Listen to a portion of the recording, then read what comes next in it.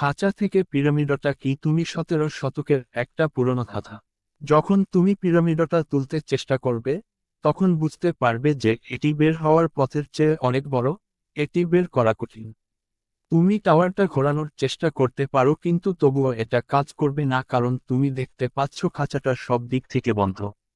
উপরের দিকটা হলো একমাত্র প্রস্থান, আর কোন উপায় নেই। কিছুক্ষণ চেষ্টা করার পর তুমি হয়তো এটা অসম্ভব মনে করতে পারো, কিন্তু আমি তোমাকে বলতে চাই যে সমাধানটা আসলে খুব সহজ এবং খাঁচাটা ধ্বংস করার প্রয়োজন নেই। এটা সব নির্ভর করে তুমি কোন কোণ থেকে পিরামিডটা দেখছো তার উপর। যদি আমরা এভাবে দেখি, তাহলে তুমি একটি ত্রিভুজ দেখতে পাবে। আমরা পিরামিডটা উল্টানোর চেষ্টা করতে পারি এবং এখন তুমি একটি বর্গক্ষেত্র দেখতে পাবে, এবং বর্গক্ষেত্রের কর্ণ সবচেয়ে দীর্ঘ।